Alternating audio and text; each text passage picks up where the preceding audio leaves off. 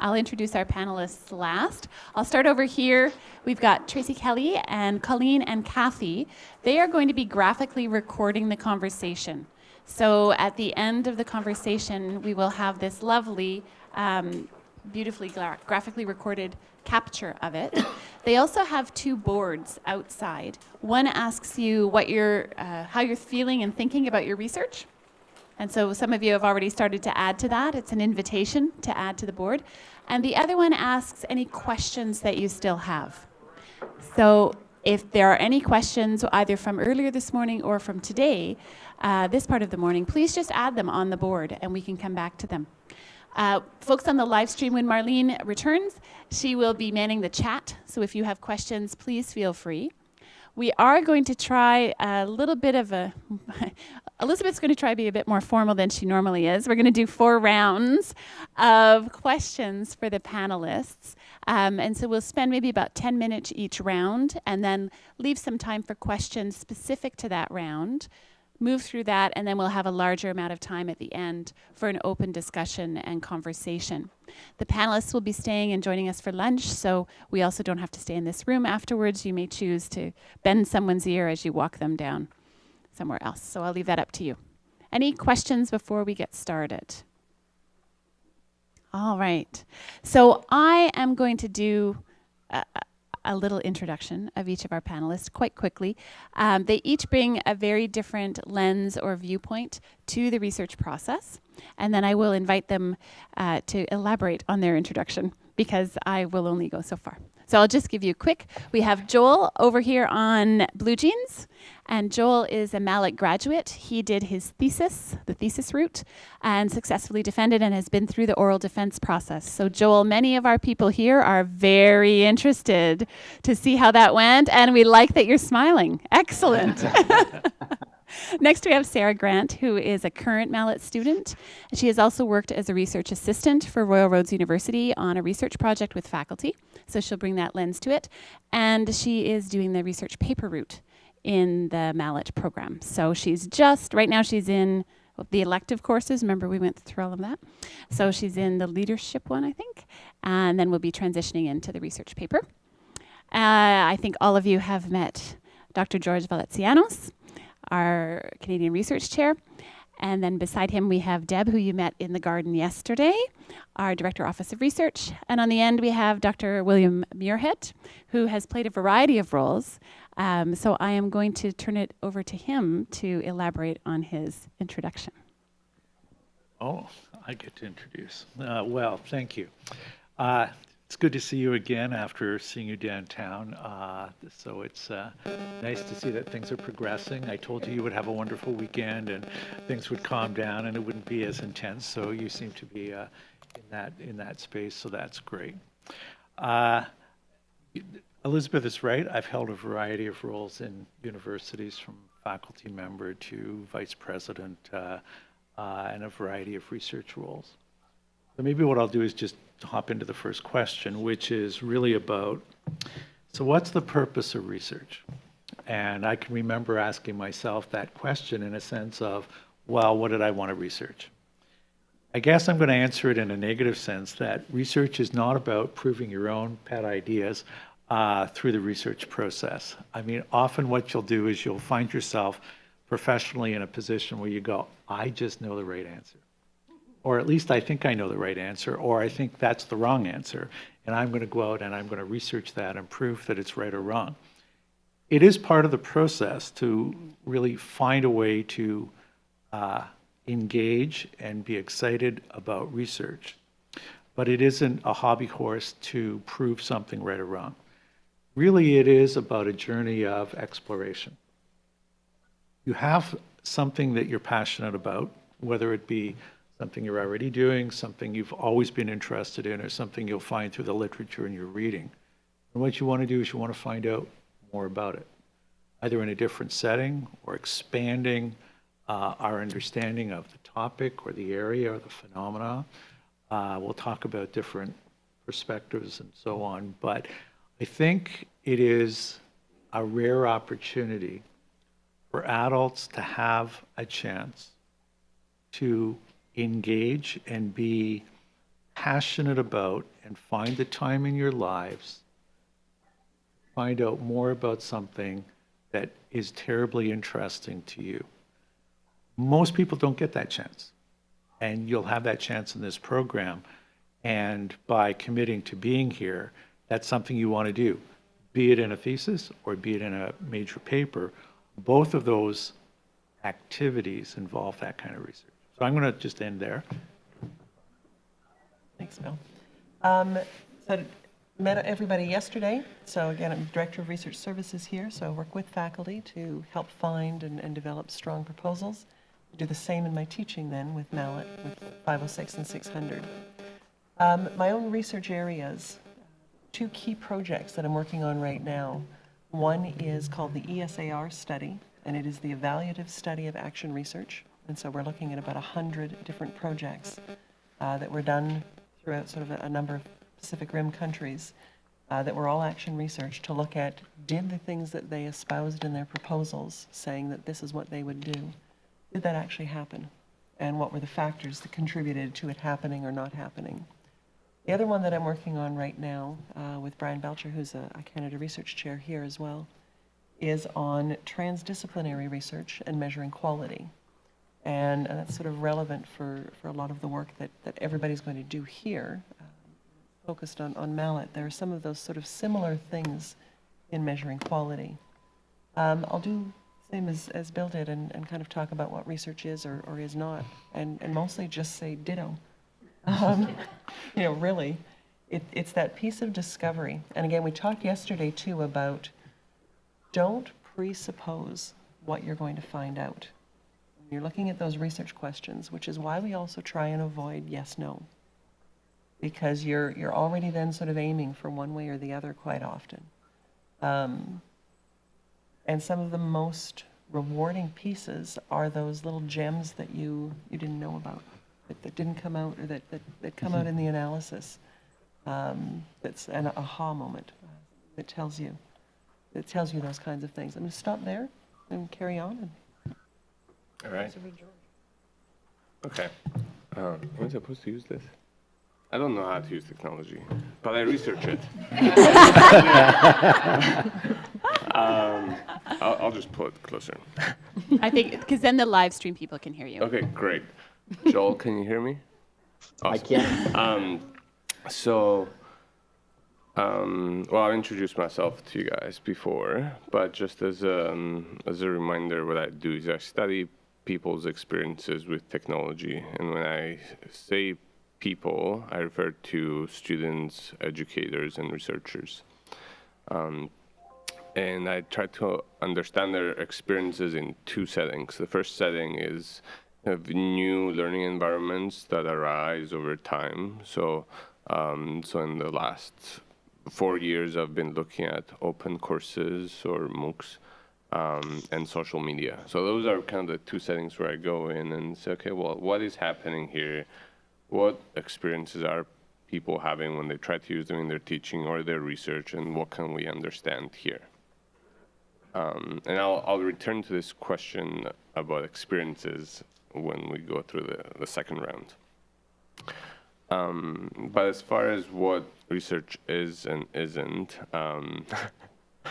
I'll say ditto too, in the sense of, I think it's a process where we try to understand the world, right? We try to understand a particular thing, and that thing usually is quite small, right? It might be, what is a student's experience with, a new pedagogical practice, or it could be, their experiences within a classroom or within a university or, broader than that, but it's usually quite defined and confined. But on the other hand, what is not, I think students and many others often have this idea that research is supposed to change the world, right? And I think that's a huge onus to put on someone who's just starting to do research, right? And I would encourage you to not see research in that way. Your research might, change the world, but I think if you go into it with the idea that you're trying to understand something better, right? You might already have an understanding, for example, of how video games are used in education, but you might want to gain a better understanding of that. Yeah, I think that's a good way to start going on about it, right? Don't try to change the world with your thesis or research paper. The world is fine. You might change it further. Well, it's not fine, but you might change it further down the road. But don't put that on you as kind of the first step. I'll turn it over to Sarah. Hey, so my name's Sarah Grant. As Elizabeth said, I'm just finished my first year of the MALAT program. And I was in the residency group last year, so it's nice to be back. I also, in the spring, finished work as a research assistant on a project to do with best practices for self and peer assessment in teams. And I conducted the lit review for that. So, and I am doing the research paper going forward. So, I sort of have struggled with this question, actually, but I think research has meant a whole bunch of different things to me just in the past year. And if I look back, I actually pulled up the first assignment I did before we got to residency last year.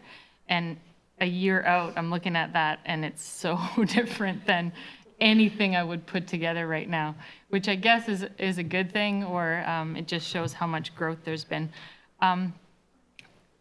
So for me, research has been as much like they've talked about exploration. We often talk about it, particularly digitally, going down this rabbit hole. So it's kind of even doing the research assistant job. All of a sudden, I was on a whole, a rabbit hole that was off topic from the research question I was needing to come back. So, I would submit something and I gotta, okay, let's keep focused on this a little bit, because you kind of got carried away just exploring so much that's out there. And then it's also kind of, for me, backing up the ideas that I do have as a student, giving the thoughts, the ideas, some thought or something to stand on. I was taking part in a professional learning community on assessment earlier this year in my school district. I'm a K-12 teacher. And we were reading something and it just kept saying, researchers say that, research shows that. There's not a citation to be found, because I actually liked what it said. However, I wanted to then look at it further.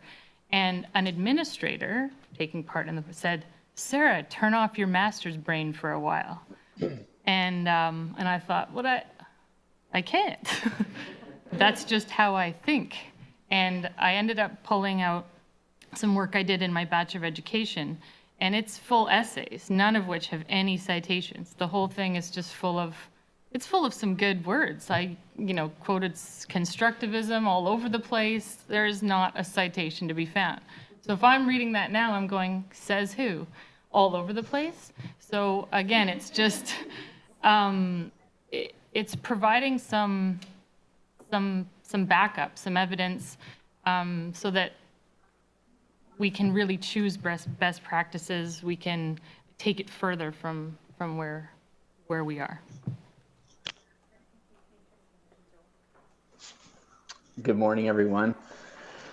My name is Joel Melashenko. I'm actually talking to you from Kelowna today. I wish I could actually be in Victoria, but vacation is on, but it didn't quite take me that far. As Elizabeth said, I graduated in 2015, and Deb was actually on my supervisory team, and it's nice to see her again today.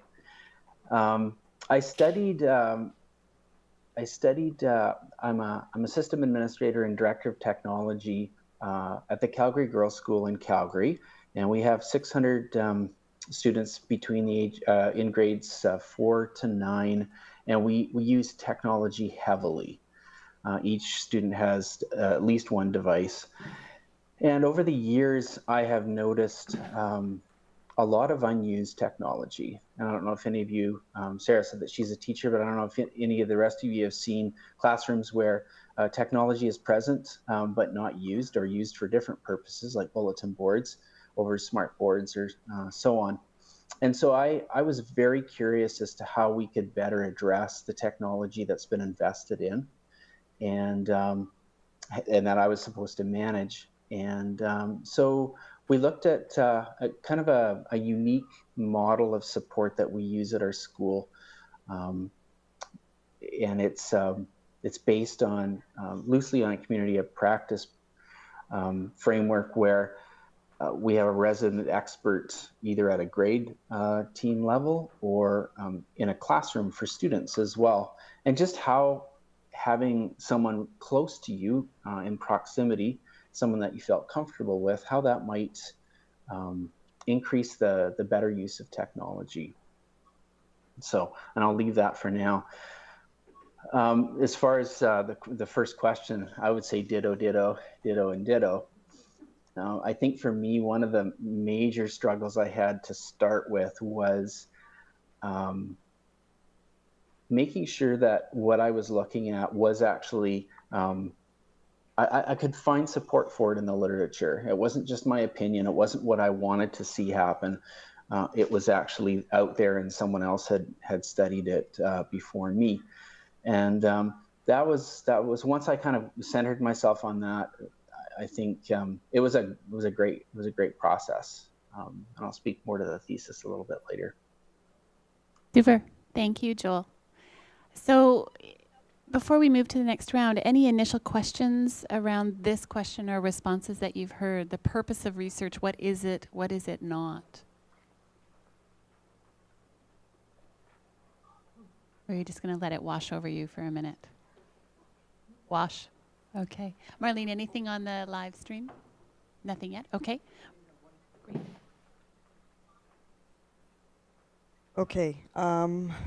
I'm not sure exactly who said this, but you said trying to understand something better. Does it ever get to a point where it's, okay, that's enough, we can actually move on?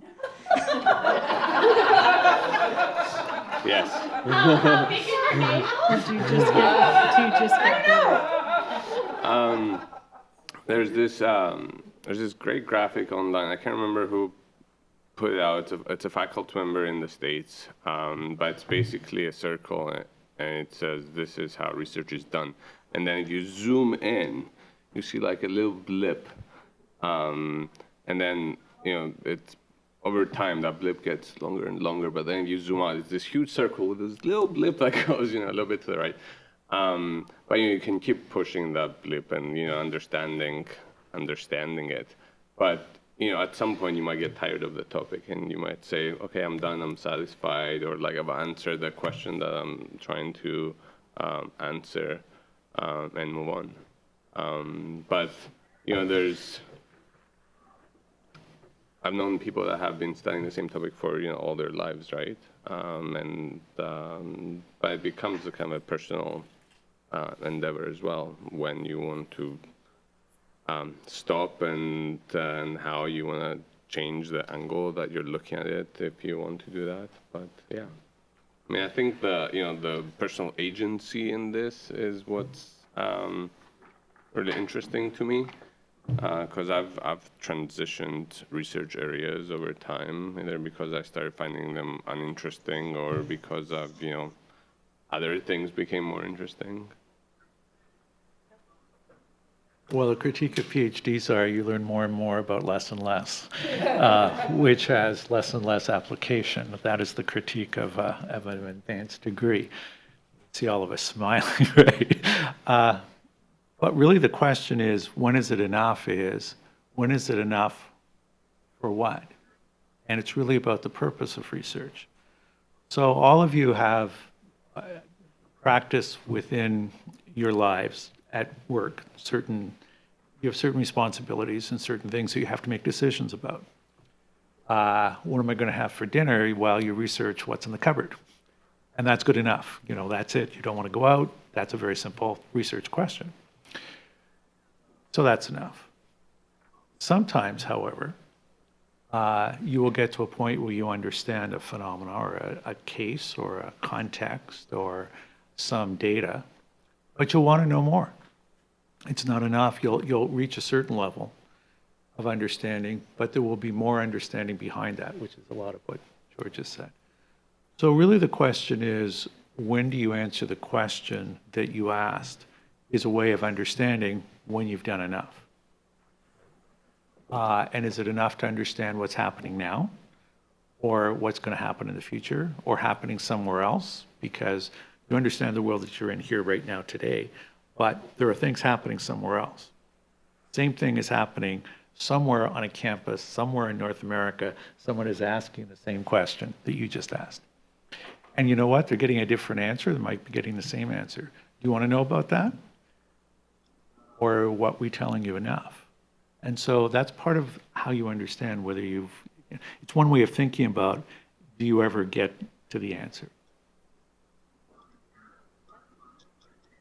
The other thing I would say on this topic is also that piece of things change. Your own perspective changes over time. And all of the data that you gather, whether it's for the research paper or you do the thesis, 2 or 3 years from now, 3 or 4 years, 5 years out, you may look at all of that again and you may come to different conclusions because your perspective has changed, or you've discovered other research on this topic that shifts kind of your thinking. In the same way that Sarah said what she wrote even a year ago is very different from what she's writing now. Those ideas change over time, so is it ever enough? Again, sort of yes and no. I would hate that there would ever be okay, we don't need to look at this topic ever again. You know, that to me, that'd be a very sad, wave of the future. Because it's always interesting to look at it again. And partly because even on any given day, your view shifts a little bit as you learn more things. So that is a perfect segue. And so, Deb, I'm going to ask you to start the next round. So we've been talking a lot and reading a lot about different research traditions or areas of inquiry. So as the topic and your belief set may change, this question is really about, first of all, what is your predominant area of inquiry or research tradition that you use? And then what does it allow you to do and what does it limit you from doing? So, Deb, if you wouldn't mind starting us off. I'm going to shift right to the sort of overall what these limit you or allow you to do. Any kind of a research orientation, whether it's you look at behaviorism, phenomenology, all of those pieces, they help set sort of the grounding and help direct how you're going to do the research.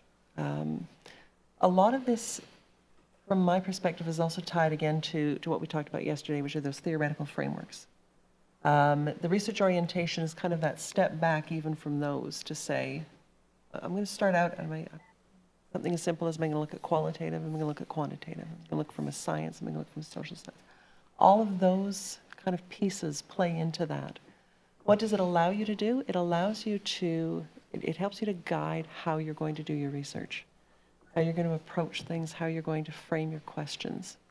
What does it restrict you or limit you from doing? It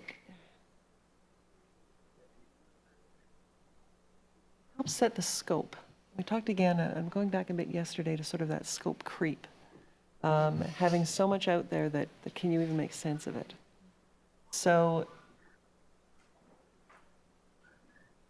either way on those research, on those orientations, they help set you on the road for success to be able to conduct the research in a way that is, and I would say there's a few things. One, that it is credible, that you're doing credible research, that it's legitimate. Anybody's looking at it from the outside, and I think it's very timely that Colleen came in, because that whole idea of the legitimacy, when you talk about the ethics piece and ensuring that it's credible, legitimate research, that research orientation helps to lend towards that. I'm going to pass it on and come back to some of that. But maybe George we'll keep moving in that direction, and then Bill will let you have the last thought on the traditions. Sure. So I see myself as an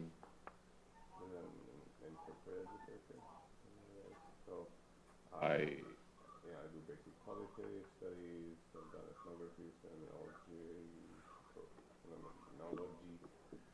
But I've also done a lot of positivist stuff, right?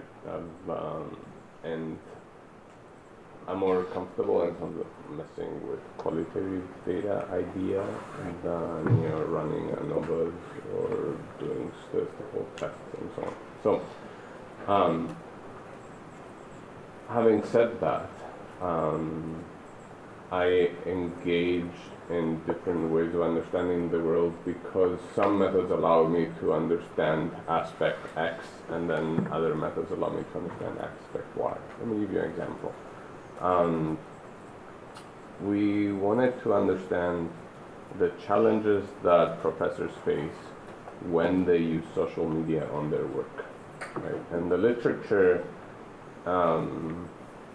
had mentions of challenges that people thought that academics face, right? So like I might ask Elizabeth and say, well, what do you think like are some of these challenges? And she might say, well, they don't have time, they don't really know how to use the technology, right? But no one has gone in to ask the academics that use the technologies what challenges they were facing.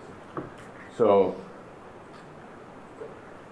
our project went in and interviewed a number of people and said, first, do you use social media in your teaching research? And when you do, what are the challenges that you're facing, right? So we came up with a number of challenges and a number of themes that described, 5 people's challenges. Right? So that project allowed us to understand those 5 people's challenges and perhaps give us a glimpse of what challenges everyone might be facing, right? But our results are limited to that group. So if you wanted to understand more generally what challenges all of faculty in Canada are facing, right, you might take that project and then translate into maybe some sort of a survey that you could send out to a large population to understand challenges more broadly. So depending on what you're trying to do, you might take an approach. So different methods for different needs is basically what I'm trying to say here. Sorry if you didn't hear that, Joel. That was off. That's good. So I'll leave it there and then send it to Sarah. Okay, because I don't have experience firsthand conducting it, as a research assistant, I did a literature review. So I don't have the same experience to speak on this, but I think, I'm just going to say for the students, last year, it was amazing by the end of it that we could throw out words like phenomenology and epistemology and hermeneutics and all kinds of stuff by the end. And then, in 6 months' time, you'll just throw it into a sentence in a paper and someone will try to edit your paper and they'll say, I don't know what that means, but it sounds smart. And then, so I think, like George just mentioned, different thing that you're going to research, different topic, different research question, your approach is going to be different, and that's what these areas of inquiry allow you to do.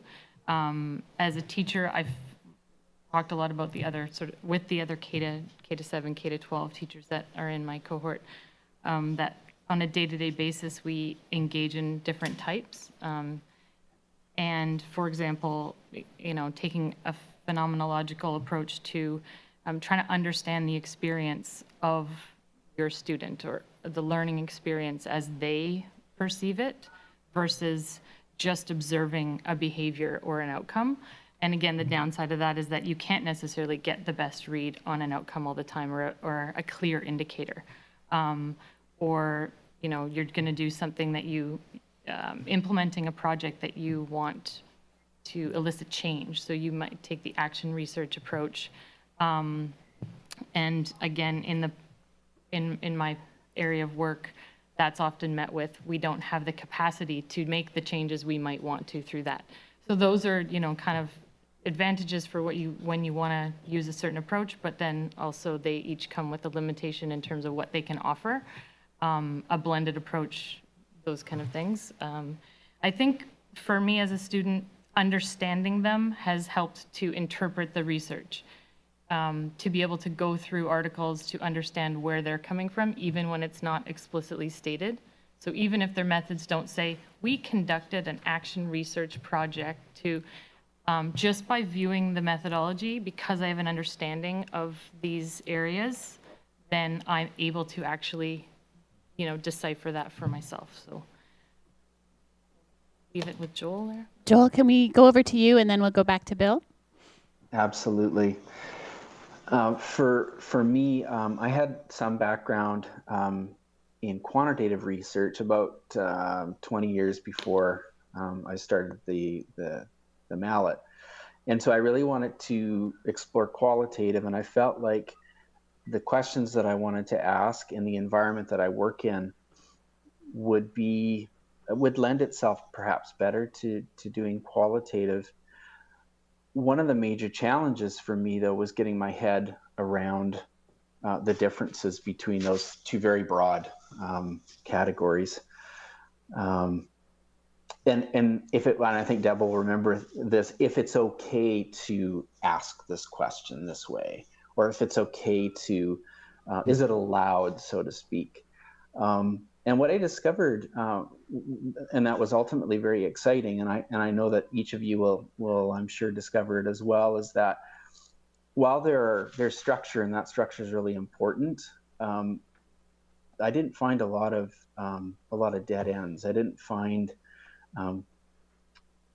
things that I shouldn't be doing or should be doing. It was a very rewarding process to have that structure in place, but also be able to step back and look at things more objectively, perhaps. So I think that, one of the things, and I think it was when Deb was speaking, one of the things that I think you can do by not choosing wisely when it comes to the kind of orientation you're going to use is not have a successful study. I think that you can very easily get off into the weeds and find yourself in a spot where you have to go back and you have to revise, perhaps. That certainly happened. I've got good experience in that. But that was really part of the learning as well, though. It was so valuable. Super. Thanks, Joel. Bill? So I'm going to sort of start and say, how do you understand the world that you live in? How did you make the decision to be here? Why here and why not somewhere else? Did you look at the courses? Look at the faculty? Did you look at the university? How did you understand that? You look and say, well, 9 out of 10 people got a promotion after they got the degree. I'm going to that school. We call that Trump University. No, I'm just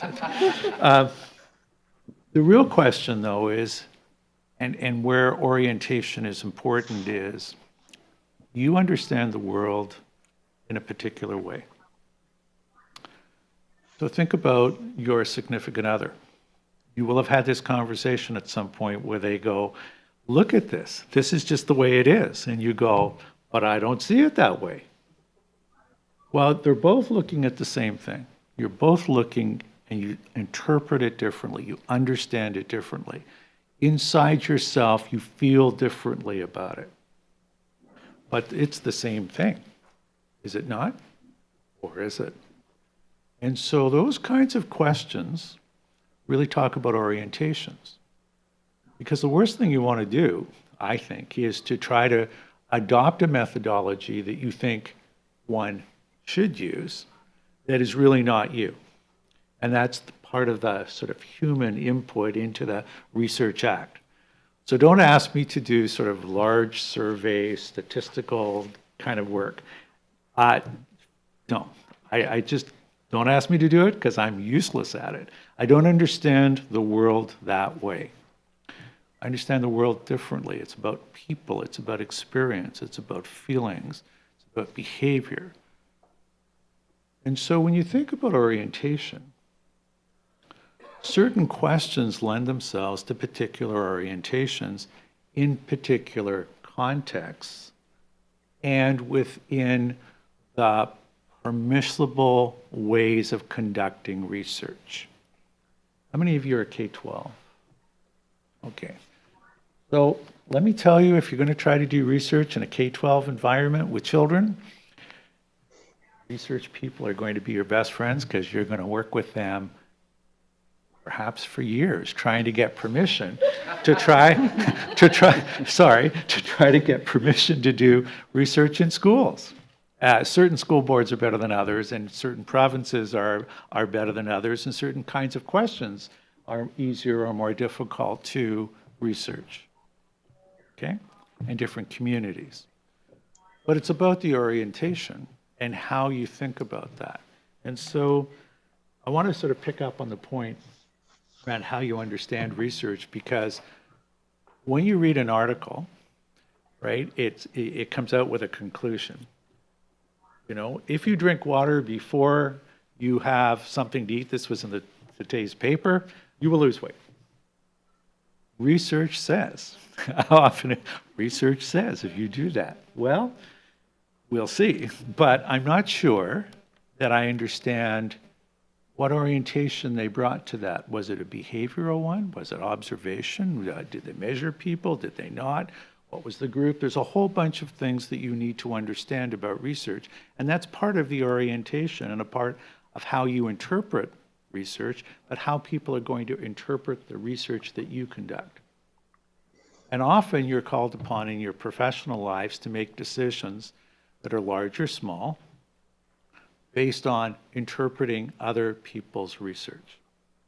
Depending upon what you do, you will make that decision because research says it's better. And it could have a huge price tag that affects many people's lives.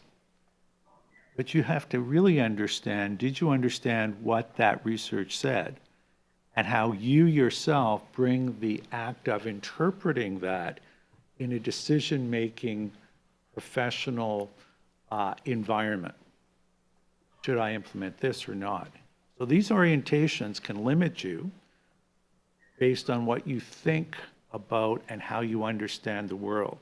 Through numbers, through feelings, through ideas, through how people behave, through happiness factor.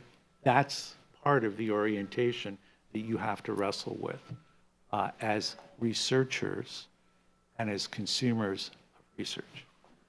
If I can add something to that idea that Bill just raised and connecting it back to Sarah, so the idea of consumers of research, and given the topic that you are studying, you will find yourselves in situations where you might have to make those decisions. And a very simple example is when a vendor comes and says, our product raises learning outcomes by 10%. That's what our internal research shows, right? And we've seen this very recently with, learning management systems, right? I won't name them, but use X, and your students are gonna learn more. Right, and then if you look behind the scenes, you'll see that the research that was done actually reported students saying that they believe they learned more, right, as opposed to actually evaluating whether they did learn more. But it's these numbers are pervasive in the industry. We live at a time where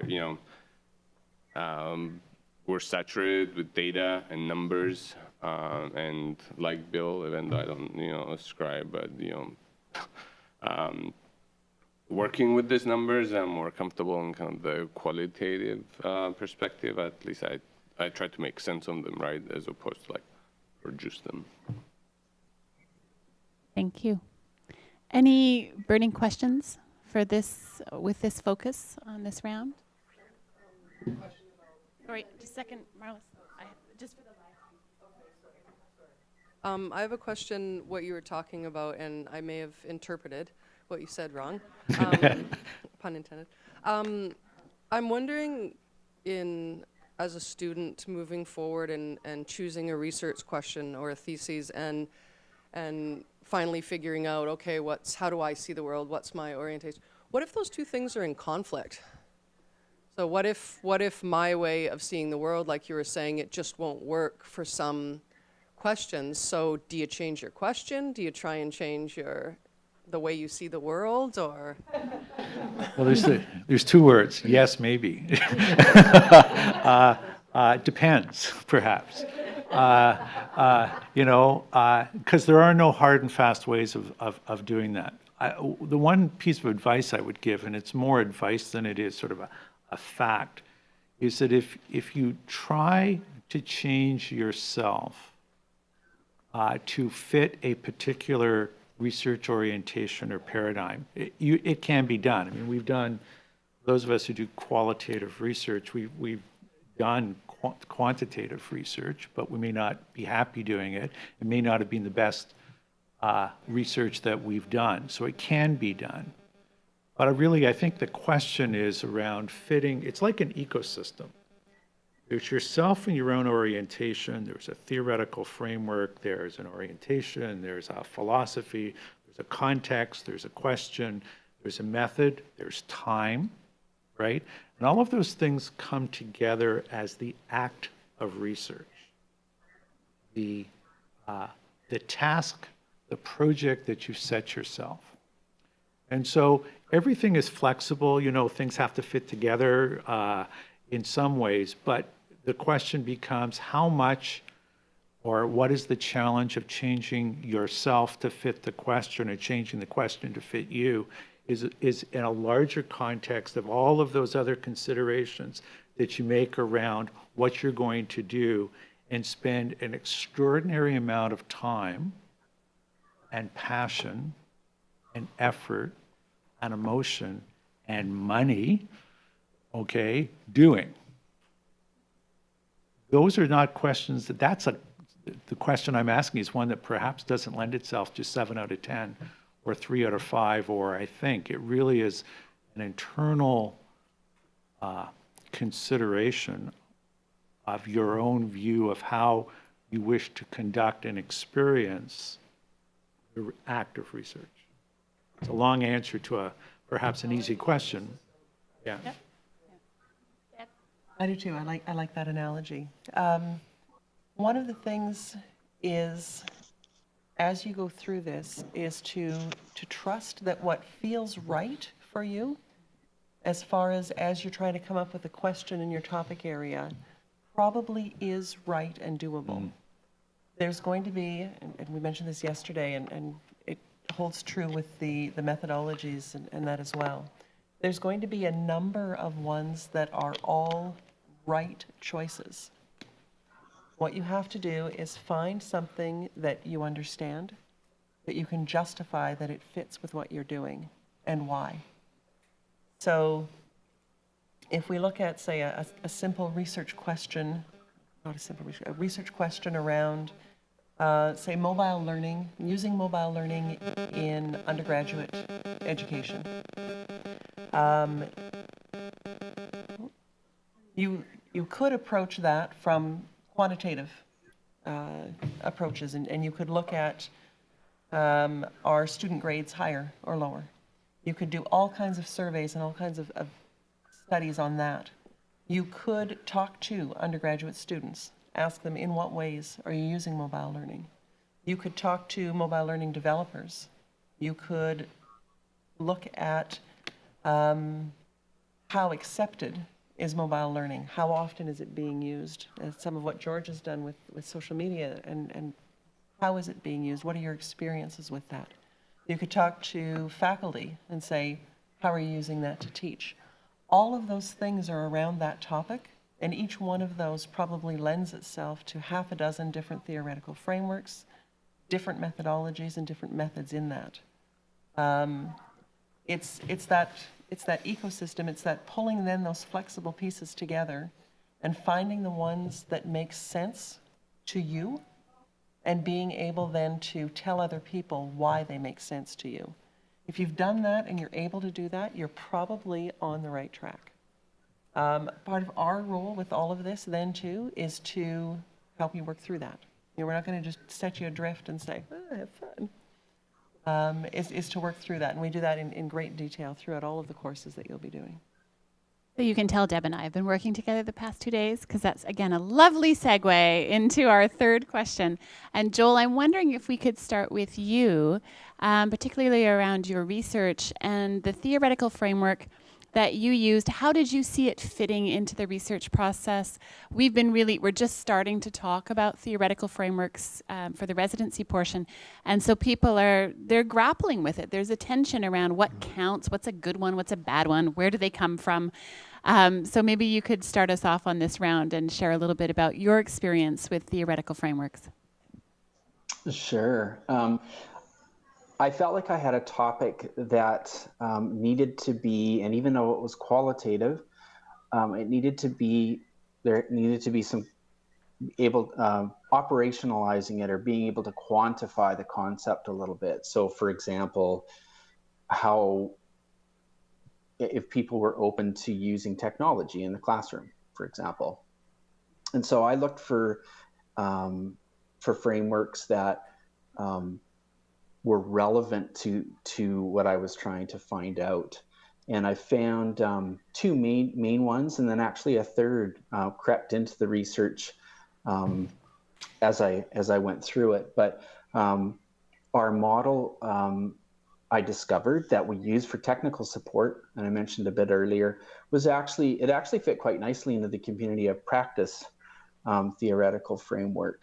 And so I was able to just get a little bit of structure around the concept of having a resident expert, for example, in a classroom that would be the go-to person for technical support. And then in the research in my lit review, I found that other people had done some really interesting research around just the models of acceptance for technology use. I was certainly not the first one to be thinking about this. And so there was some really, really good work that had already been done. And it really just allowed me to put some structure around what I felt was somewhat nebulous at times. And it allowed me to ask questions of my respondents that perhaps were a little bit more structured, semi-structured, if you will. And we weren't, it was structured enough so that we were on topic, let's say, but not too structured that they couldn't really share their own personal experience, which I was really after. And so the theoretical frameworks for my research were really, really important, and it allowed me. I would go back to them as I tried to analyze the research. It really allowed me to do that with some structure. So that's what I would say. And the other thing I learned was that there's lots out there, and I think depending on what your question might be, you shouldn't have any problem finding some really good ones. Super. Thanks, Joel. Sarah, I'm wondering if you can speak, because I know when you went digging with your RA hat on, and as many in the room have found, often journal article authors do not actually make the statement that says, my theoretical framework is. So maybe do you want to talk about theoretical frameworks? And I mean, you can take it wherever you like, but that's just a nice starting point. Yeah. In the lit review that I did, there was, by the end, 70 articles that were referenced, but I went through and I did not read every single one of those end to end necessarily. Well, those ones I mostly did, but there's, another 30, 40 that, I don't know if, I don't remember one of them ever actually explicitly stating it.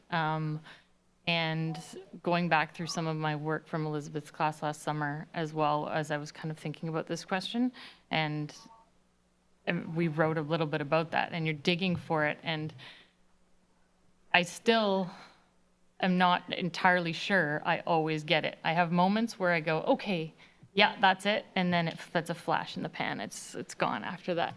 I think similar to sort of having interpreting research and what I said about the research orientations, it's giving it kind of a lens or a filter. And again, as conducting the lit review, going through all of these, it was important for me to recognize that someone was writing or conducting their research from that perspective or through that lens, to perhaps, for me to recognize bias from the author, or if I'm writing, to recognize my own bias and to just be able to stop and question that for a moment, to kind of think critically about that. Where are they coming from? What are they saying?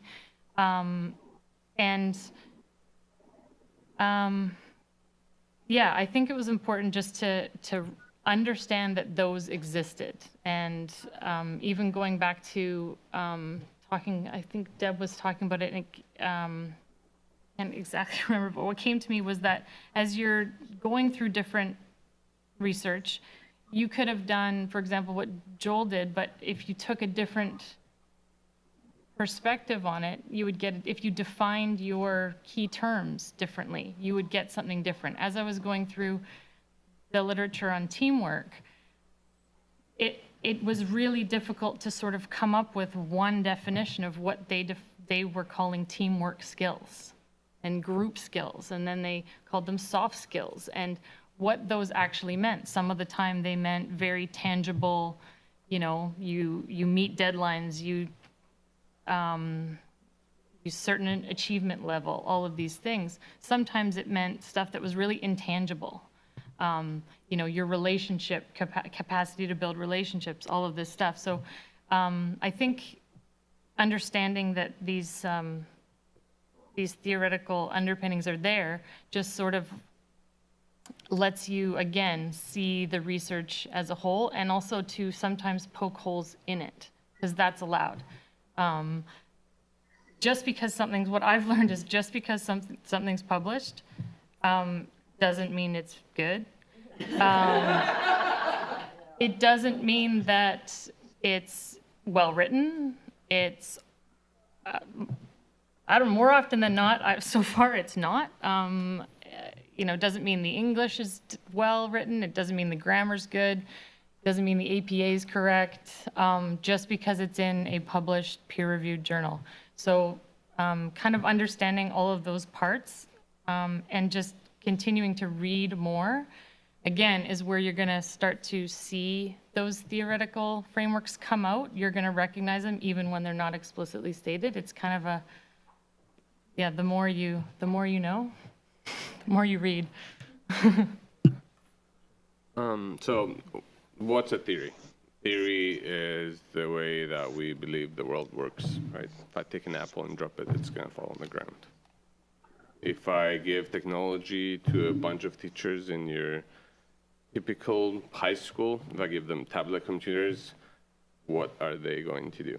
Are they going to use them creatively and come up with new activities for their students? Or are they going to have them download worksheets and complete them on the computer and do the same thing that they've always done, right? So what's your theory of how technology works in the classroom, right? So once you have a sense of, you know, how you believe the world works and you verbalize that in a paper, then you can use your data and your research question to see whether the world actually works that way, right? So that's kind of that's how I see theory. And over time, you get to read more and more, you know, beliefs about how the world works, right? And you get to see, you might align yourself with one, or you might go looking for one that might be helpful in your analysis of the data, right? Like Joe was describing, you went out looking for some theories, you know, as he was working through his project to see how other people were seeing the world. And then he thought 3 of those would be helpful. So he kind of used them to orient himself to the project. Yes, and I mean, I echo a bunch of these things that were said, like there's a bunch of bad papers out there. Yeah, our field suffers from that. That doesn't mean that, you know, that's an orientation that you should bring to every paper that you read. You should make, you know, that judgment call once you read that paper. I'll stop there because I don't want to critique more. trying to think what I can add that's sort of not a duplication from our chat yesterday. And maybe just to reinforce a couple of things. So your theoretical framework that you choose to help sort of guide your research is not something that you're really debating. Again, I'd reinforce that again. So if you're using, community of inquiry, you're not debating that there's been enough research that says that there's those three areas: the social presence, the teaching presence, the cognitive presence. And you believe that, you understand that to be true, you accept that as true. And so that's part of your theoretical framework that then helps kind of set the stage for whatever your question may be. And again, if we go back again to that idea today of how can mobile learning be used to help improve undergraduate education. Understanding that there's those three facets should influence how you then design the research study. So you'll be looking for evidence of where social presence happened through the use of the mobile learning devices. You'll be looking at how it's being used for teaching. Is it just being used to download worksheets? Or is there something creative happening? Is there something in the cognitive? How are people understanding things? Are they seeing videos? Are they just reading? All of those pieces then work to help design your study, but your study isn't about whether or not social presence, cognitive presence, and teaching presence are part of community of inquiry. You already know and understand that to be true. So that's probably a more concrete example of how that theoretical framework works within that first piece of your research.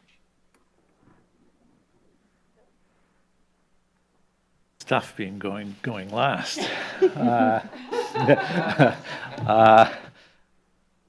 Let me try to take a different tact, because I agree with everything that everyone has said. But why do you need a theoretical framework? Why would you even want to have that discussion? Why are we talking about this? It obviously must be important because it's one of the questions for the panel. But why should you care? What's the big deal? So imagine for a minute that you have a whole bunch of data in a bucket. Okay, there's a big bucket here, and somehow this data has come to you. So this is, of course, about technology. So in a sort of free-form discussion, you've been able to capture everyone's perspective in this room on technology, your relationship to it, how you feel about it, what you use, what's it like at work, what's it like at home, what's your historical experiences being, sort of free form, sort of one of those horrible transcripts. You're not really quite sure, and here's the point, of what you're going to do with the data. You have this here, and you've acquired it through no sort of purposeful way. It's just come to you. People, you've sort of voyeuristically viewed people and somehow gathered this data. The question is, what are you going to do with it? What's important? Is it about adoption? Is it about community? Is it about gender? Is it about age? Is it about operating systems? Is it about efficiency? Is it about something else? How would you know? Where would you start? What framework would you use to understand that bucket of stuff that's in front of you?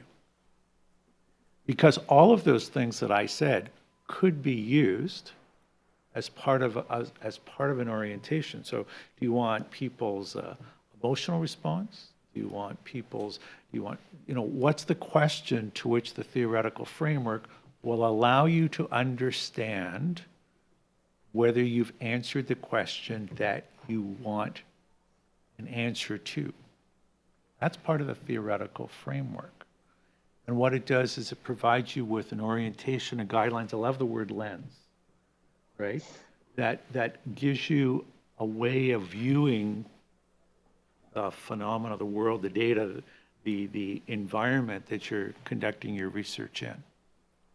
That to me is why you look at that And by looking at, there are lots of theoretical frameworks. What it also allows you to do is to understand the research that others are conducting. And it also challenges your own beliefs about what you think the world is all about, because there are theoretical frameworks that you use but can't articulate because you're so comfortable using them. You've never sort of brought that out and said, this is my theoretical framework. You know, it's like therapy, unless you've gone, like, this is research therapy 101. It's, but how do you understand the world? And how do you articulate that? How do you understand yourself and your relationship to the act of gathering and interpreting the world, and then reporting that out to people so that they understand what you've seen and can critique, support your findings, or your findings that say, well, it's just like what happened somewhere else. That's okay. It's okay to sort of not find something new, but to reinforce what others know. Right? So theoretical frameworks allow you, it's like a free-form recipe book. You open it up and you may or may not follow, but it sort of gives you an idea that it may be something Italianish on the West Coast, perhaps, or not. But you can call it whatever you want, but it gives you an idea of sort of where do you start. Thank you for that. Questions for the panel on? Yes, I have one, Elizabeth, right here. Hi there. Thank you for sharing that with us. Have you ever gotten into a situation where you thought you had your theoretical framework and maybe you second-guessed it as new information became known?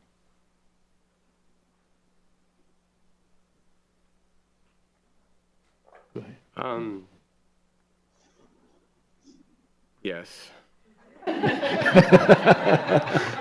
that enough? But let me give you a kind of a similar situation that might be also helpful.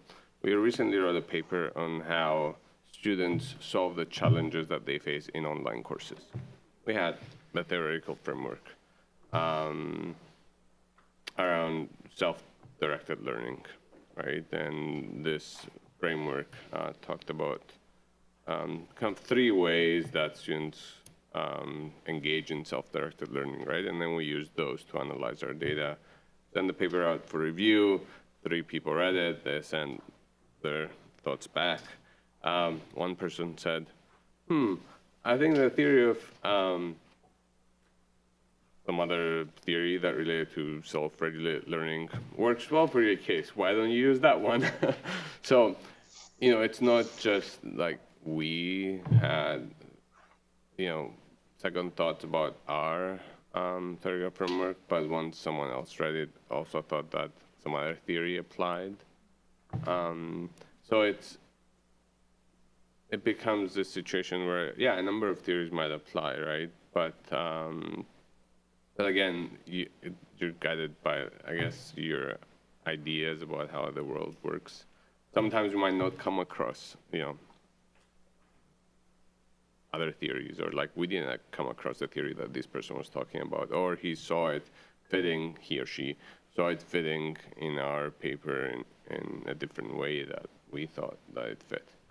I hope that kind of answers that. You'll also find, if I could just add, you'll also find at some point that as you conduct your lit review, why do you conduct a lit review? Really, it's to find those theoretical frameworks. And you may have this idea of what kind of framework you want. You found it. This is perfect. I'm just going to go with that. The more you read, you'll find that, maybe that's not the one you want to use, or maybe that's the one that doesn't fit. Or maybe once you've collected the data, you find that there's an additional way of understanding it, so a different kind of framework that fits with the data, the results of the research act that you've conducted, right? Whether it's whatever kind of data you have. And so, those things happen, but I think it's part of that self-questioning I think it's always important to sort of say, well, here's my theoretical framework. Does it still work? Right? Throughout the whole process of, from what do I want to study to how do I write it up to how do I publish it? How do I talk about it? It's constant. It's that constant dialogue with yourself about a framework and an understanding that keeps you honest within yourself and within the boundaries of acceptable research practice. Mary?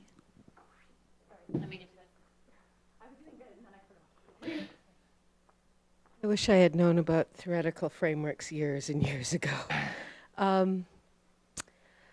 Because, boy, it must help you from going down some rabbit holes. How do you find your theoretical framework? I mean, one of the areas that I'm looking into, that I'm passionate about, is balancing challenge and capacity in a blended environment. And how do I, there's so many different ways that one could begin to look at that. How would you go about finding a theoretical framework? Isn't there an EBSCO database or something? Did you guys find that, or I don't know. Yeah.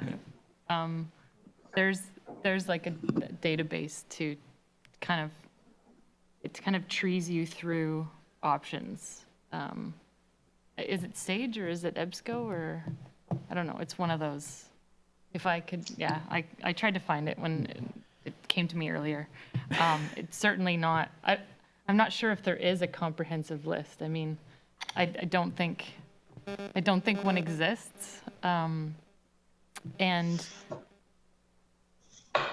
I think I was where I still am where you are, and I'm chosen research paper, and but as I was even going through, like, thinking about the thesis and all of that, I think you have to start to see things that you might not think are a theoretical perspective as a theoretical perspective as well. I mean, even when Joel mentioned community of practice, I didn't think that was a theoretical perspective, but it would have helped me in a couple of papers ago. So I think, ask people and read about the same kind of topic, read about the same, because again, like I said before, the more you read other research, the more they start to kind of show their faces, so to speak. Brainwashing worked. Read. I'm kidding. I'm just, for the interest of time, going to move us to the last round. And Joel, I was hoping we could start with you, just to talk a little bit, zooming back out now, on some of the challenges and some of the rewards or benefits, however you'd like to phrase that, opportunities of research. And you may choose to scope it specifically to what you did your thesis on, or broader. And so once we finish, just for a process piece, for those on the live stream, once we finish this round, we'll open the floor for a few more questions, and then we're just going to have an open discussion. We will let folks on the live stream weigh in first with their questions, just because we don't want to keep it running forever and ever. Sometimes when you're on the live stream at a distance, it's really, really hard to hear when we open the floor, because everyone's talking. So we'll go to them first and then come back. But Joel, maybe you could kick us off with challenges and rewards or benefits from research. Sure. One of the things I found most challenging as we went through the process, and even to go back to the last question about how do you find the theoretical frameworks, I think, Deb, correct me if I'm wrong, but I think that was 600, where you do get to learn about that, and I found that the way that Royal Roads structured the classes in the order that I was able to take them actually helped me flush that stuff out. So again, just to say, ask lots of questions from your cohort as well as your professors. As I started to do the research, that was challenging. And then to analyze the data, and I'm not sure if I mentioned I used a case study approach. So we needed to analyze the data from the different interviews that I did. synthesizing that then down to something that was meaningful for the results and the discussion, that was probably the most challenging part of the process for me. I remember talking to Simon and Deb and saying, "Oh, I'm on like page 75, and I haven't even gotten to the I'm just in the results section still. This is insane." I was off in the weeds, and I had not properly synthesized anything yet, and so it is such a challenging but rewarding process to kind of get back on the track and kind of step back and re-chew on things. So the synthesizing of the responses was really challenging, but that's where the reward comes as well. When you find responses that you had not at all considered, I found that to be just, there was those aha moments were just awesome. Not soon to be forgotten, I don't think. One of the rewards for sure was, and I don't know how many of you in this current cohort have been planning on doing this for some time, but I had the goal of doing a thesis-based master's degree for 20 years before I actually did it. And just the reward itself in my own life from doing research and rigorous research is still rewarding now, almost a year out. This is still really rewarding. So I think a key to, and I'll speak specifically of the thesis, a key is to find a great supervisory team. In my experience, that was absolutely key, and something that allowed me to, I hope, do better research, but also to learn more as well. So I think I'll leave it at that. Super. Thanks, Joel. George, I'm wondering if you can jump in. With your CRC hat on, what are some of the challenges of doing research and rewards? Well, I'll echo kind of what Joel said with regards to the rewards. Just the act of doing research and understanding more about people, is rewarding to me, because I'm really curious about people. So I think we're strange and weird, and just trying to make better sense of kind of who we are and how we operate is fascinating. So no, there's an intrinsic reward there. Challenges, I guess some related to our field is that there's loads and loads of research in our field, and it dates back to 1940s when the United States were trying to figure out how to enter the war and train all these people that were not trained in the military, and how do you do that quickly, right? They used audiovisual material to do that. So the idea of instructional design started there. Every few years, it seems that new players enter the field and they don't realize that there's that history there and that knowledge that we've amassed over time. And then they try to reinvent the field and rediscover the things that we've known. So like MIT and Harvard started doing online courses 3 years ago.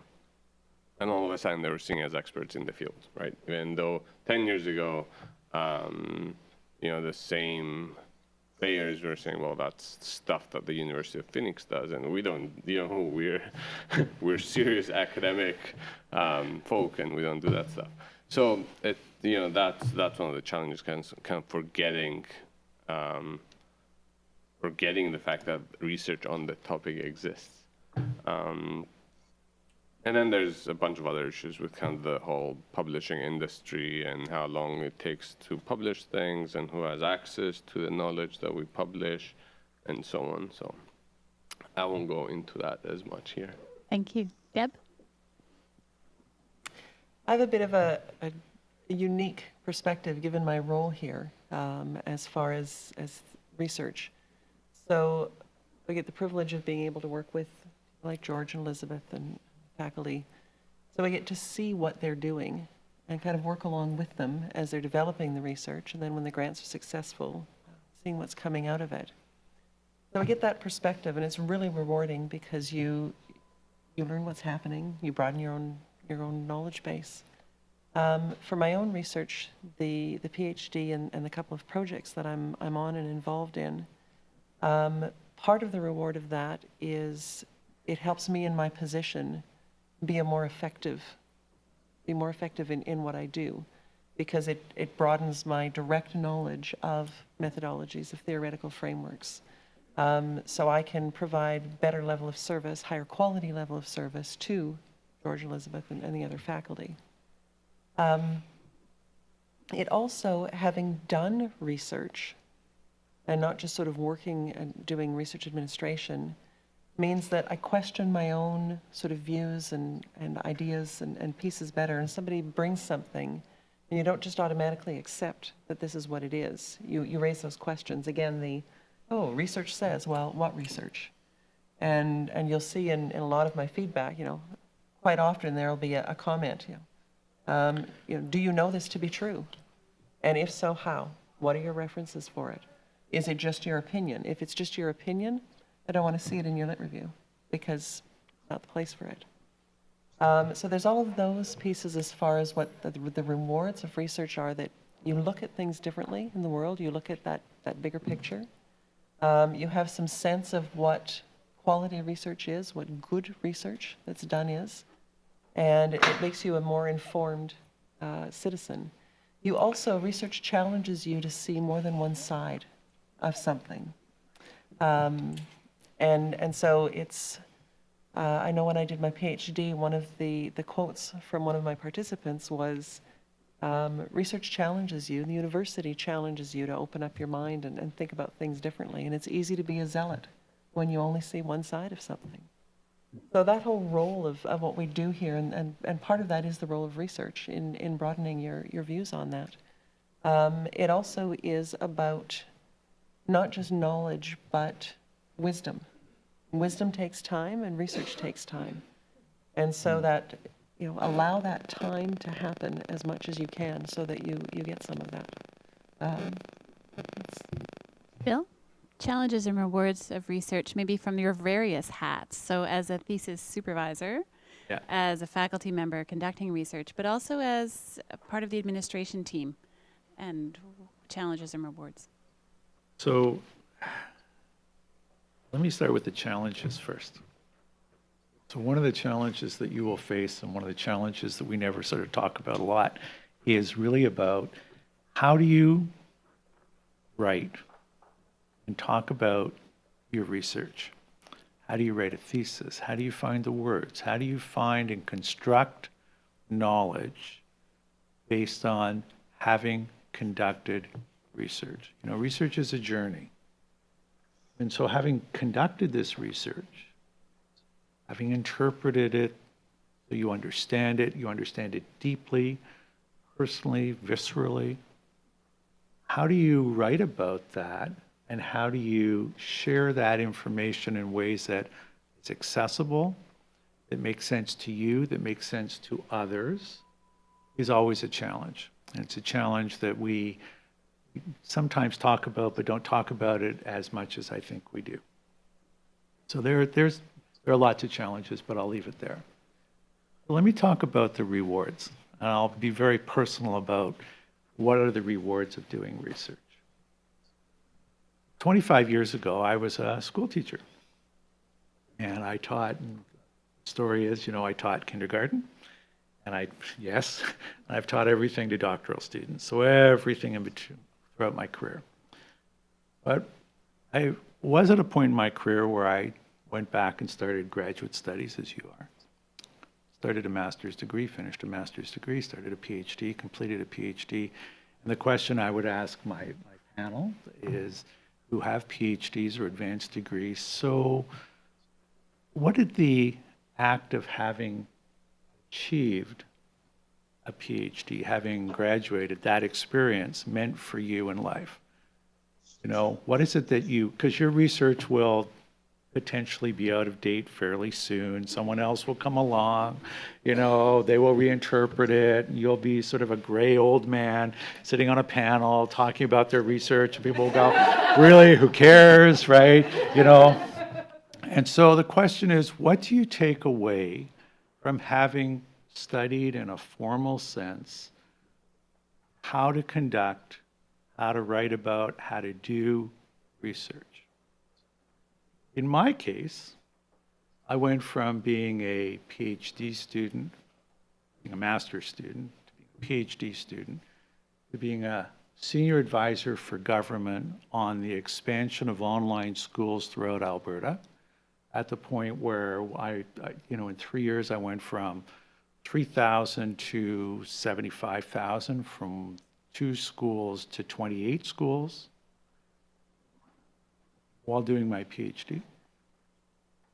And then started a university as the second person hired, which is now a very large university in Ontario, some 10,000 or more students, a high-tech university, blah, blah, blah.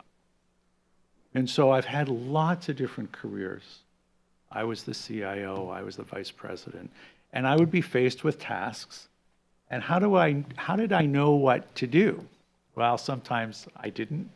But what I learned through research was to ask lots of questions and to ask other people questions, because usually they had lots of answers that I needed to hear. But it was the act of critical thinking, the ability to look at the literature and interpret it, the ability to synthesize all of the information around me, to observe, to think carefully, to think methodically, to have a perspective and understand the perspective to which you are making decisions or understanding the world, is what I took away from having conducted and systematically studied the ability to do research, which could be applied in a multiplicity of fields. And we know that, whatever you do today may not be what you're doing 2, 3, 4, 5 years. Even if you're in the same job, it's not going to be the same. Whether you're in the same employer is different. Whether you live in the same province is different, and so on. And so that's what you take away from the act of research and the act of graduate school, is you acquire an orientation and a view of a world and a skill that will stay with you throughout your life, and you will apply those principles and ideas throughout all the things that you do. And that's why it's such a privilege to have the opportunity to do this, because you join, and I'll just finish one point, you join a very elite club. Think about this.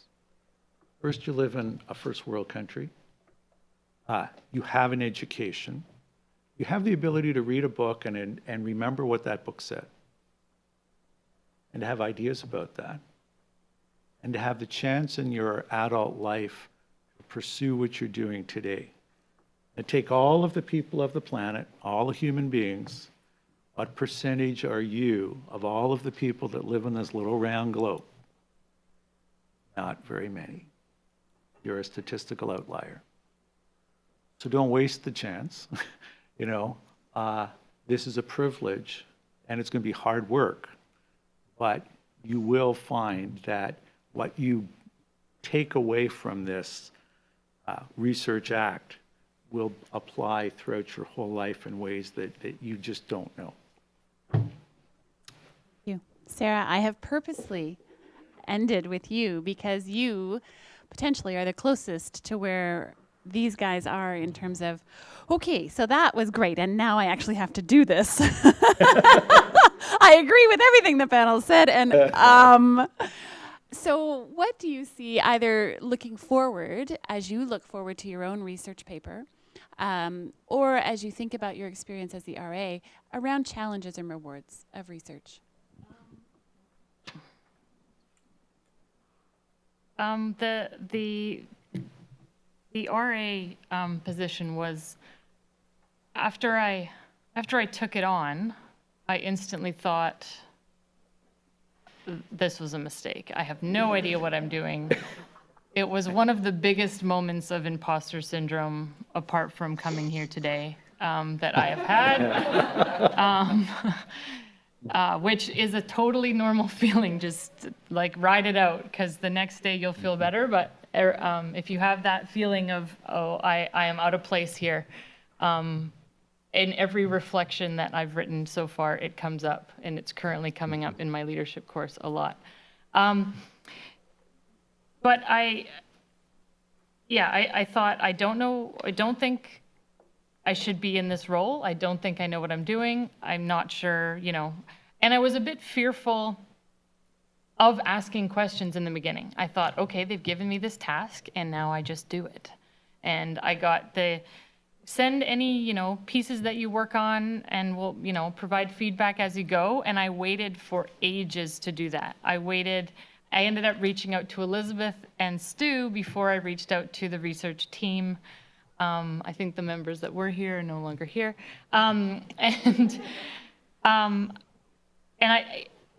And after I spoke with both of them, I then provided some of my preliminary kind of notes and findings and thoughts, some of the initial synthesis of the lit. But the biggest lesson I learned was ask the questions earlier, ask more questions. But so going through that process alone for me was super rewarding. It was just to know that I could do that I could take part in the process, could be a piece of the puzzle or a piece of this team that was going to actually, then conduct the firsthand, the primary research. And again, you wrestle with these moments of thinking that perhaps you're out of place, a fish out of water, or sometimes I, get a paper back and I'm like, oh, I fooled them again. But at some point a pattern develops and you realize, no, perhaps I do have, there's something to me here. So yeah, I think that's and on top of that, just learning, just delving into all this research, just learning how to, find articles that actually, fit the purpose that I wanted to, figuring out how to skim them, read for certain parts and then know that this isn't what I need, I'm moving on. And then also toying around with a million different spreadsheets and ways of laying out to keep all of the articles that you do go through for a lit review searchable. Make sure that when you are organizing them or cataloging them, that in the saved file or you have all the pertinent information, or in your spreadsheet, you make sure you have it all, author's name, get the DOI right there, even put it into citation like APA right then. It will save you a whole bunch of hassle at the end when you are really just done with formatting your references. So it was just that learning process, the simple skills, and not to mention the writing itself. Like Bill was talking about, how do you write all this? Well, gathering all of these different ideas, synthesizing them, and then getting feedback from the rest of the team. And this was in the school of, at Royal Roads, the School of Business, Faculty of Management. So the director of the school, she's providing me feedback. And so then I was getting just that feedback on my writing itself, which again was just an extremely valuable process. So. Super. Thank you, Sarah. So I know we're going over time, so don't panic. Carrie and Stu and I have a plan, so it's all good. You will get a break, I promise. I promise. We do have a couple of questions on the live stream. So what I'd like to suggest we do is move to them first, and then be able to let them wrap and close the live stream, and then we can continue our conversation. If you want to grab some lunch, we'll have a bit more logistics after we do the live stream. So Marlene, would you like to read them out? I'll give you the mic so they can hear you read their question.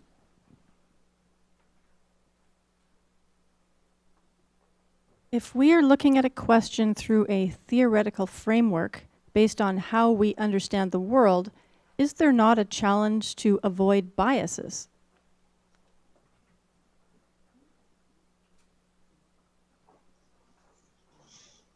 Research is biased. So let's get that out of the way. From the moment you come up with a research question to the moment that you find it, from the way that you write up your results, you are biased. We are biased. And I think it's important to recognize that, but it's also important in recognizing that to figure out strategies to put that bias in check. And different methods have different ways of helping you put that bias in check. For example, if you're doing phenomenology, one of the suggestions is to, write out how you see the world and keep that in mind as you're analyzing your data to make sure that that doesn't kind of creep in. So that's called bracketing, right? Bracketing your experience, your understanding of the experience of a phenomenon. So yes, there is bias. There's a risk of bias all the time, and understanding that and coming up with ways to keep it from creeping into your writing and methods and research is one of the ways that you control it.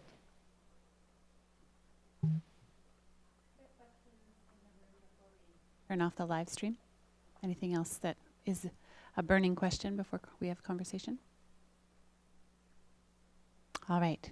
So live stream folks, yes, Sorry, absolutely. I'm going to ask a question coming from online. Oh, great. From a back channel. I love it. What's the difference between bias and, I'm asking the three of you, what's the difference between bias and simply...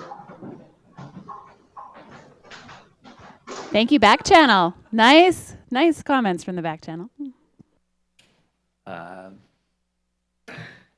Well, if you start with the interpretation, which I agree with, that we are all biased. So therefore, all research is biased, and even the phenomena that we study, we interpret that in a biased way. So the difference between a personal view and a bias is the notion of self-questioning and of reflection. Because you can be biased and just, to me, a bias is an accepted perspective, belief, idea that we don't question. A belief is something that we hold, and we understand why we hold that. We can justify it, at least in our own minds, and justify it in terms of a wider society or a wider view of the world. So the idea remains the same, but how we understand that orientation or that belief or that perspective is what is, to my mind, even in research, the difference between a bias and a personal view. It is a really, really great question. I'd add to that part of the whole research design, when we look at the research questions. So again, if we looked at, George, when you had talked about sort of the, LMSs and what we wouldn't see and what we, stop you from doing is having a research question, which is, why is LMS X the best LMS?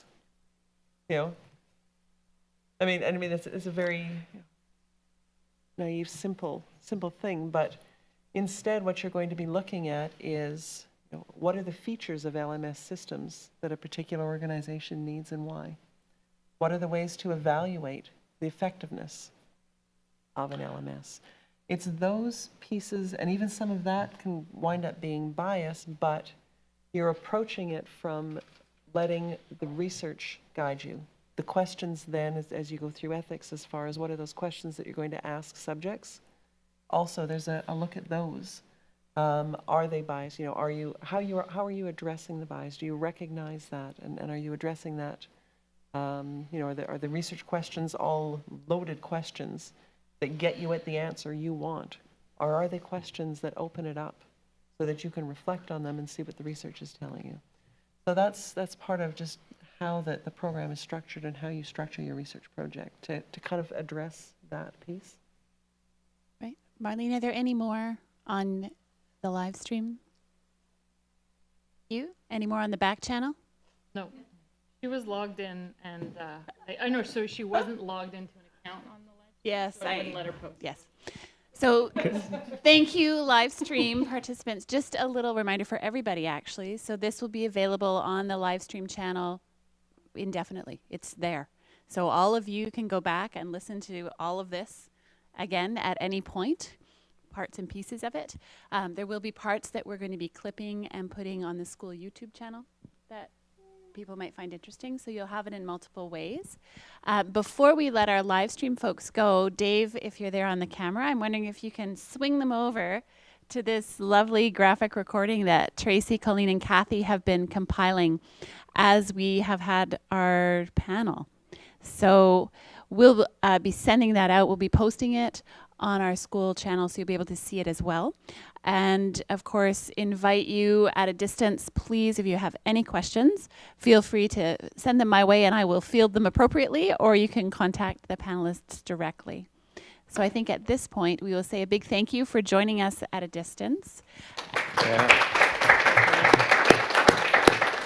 We also, Joel, I appreciate that we are right in the middle of your vacation and you are in Kelowna. So if you should go enjoy Kelowna, and you're probably hungry because you can't really eat when you're on a virtual panel. So if you would like to sign off, feel free, or you're welcome to stay.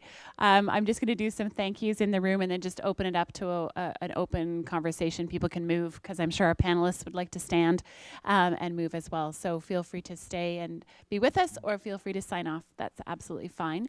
One thing before you make that decision, I hope you're ready to catch.